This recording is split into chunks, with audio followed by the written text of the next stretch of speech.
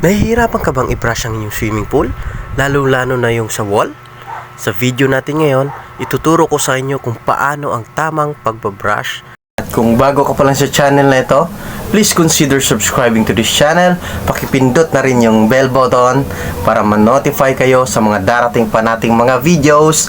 At huwag na rin kalimutang i-like, share, follow me, and kung may mga tanong kayo, please comment lang sa baba, sa may comment section, at sasagutin natin lahat. Kung maaari, gagawa natin ng mga videos kung may mga katanungan kayo o may iba pang gusto nyong malaman. So, tara, umpisahan na natin. Let's go!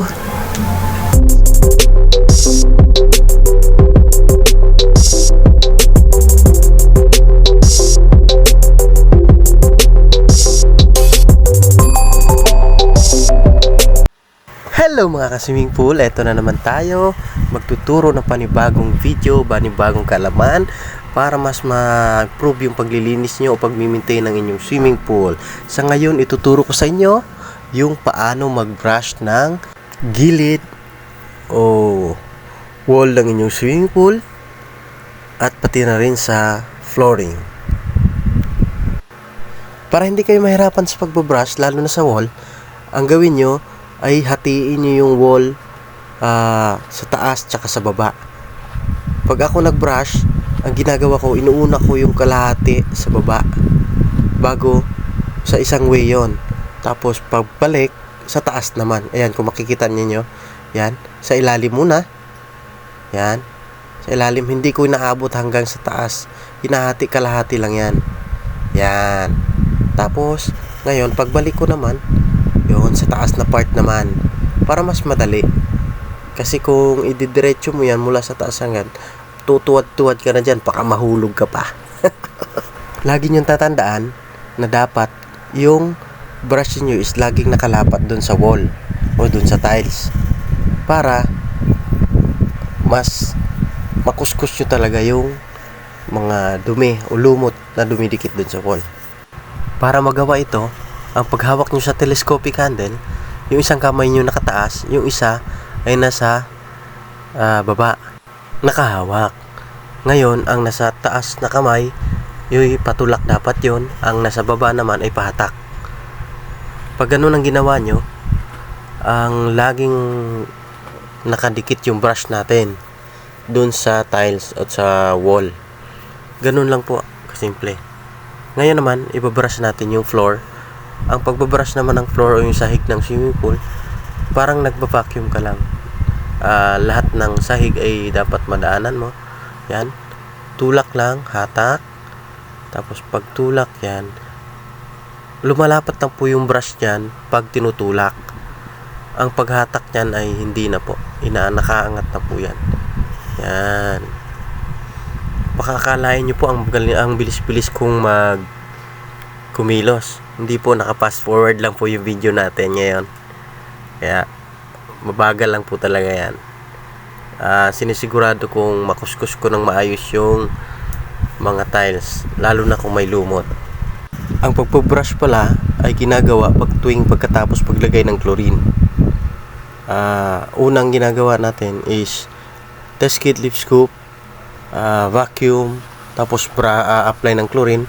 Tapos, ito na, magbabrush ka na. Okay? Pag ako naglinis din, sinasama ko na rin yung walkway. Yan, tsaka yung water line. Yan. Ang pagkukuskus ko ng walkway, yan. Ganyan lang. Para pati yung mga alikabok sa walkway, matanggal na rin. Ito yung dumi. Yan. Ganyan lang ang pagbabrush sa walkway. Oops, dandahan lang. Madulas yan.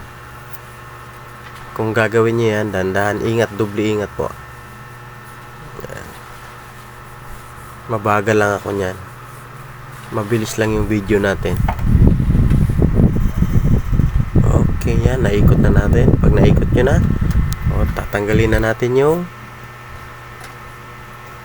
mga dahon na natira o yung mga bula-bula. Yan. Lip scooping naman po ulit. Okay. At sa mga gusto pong magpalinis o magpaturo po kung paano maglinis ng inyong swimming pool, maaari nyo po akong kontakin po sa aking Facebook account, Junilo Lumay. At pwede rin i-comment nyo dito sa may comment section, at pag-uusapan natin yan. Paalala ko lang po, kung hindi ka pa nakasubscribe, isubscribe mo na yan. At huwag kalimutang i-like, i-share na rin itong video natin para mas marami pang matulungan, mas marami pang makapanood ng ating video.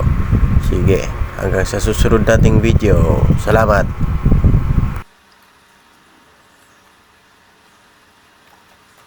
At sana'y may natutunan kayo.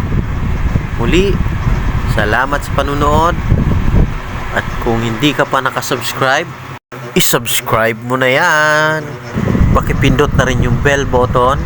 At wag na rin kalimutang mag-iwan ng comment dyan sa comment section.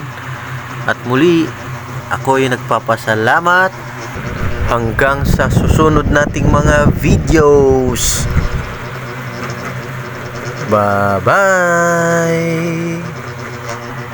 Happy in the future.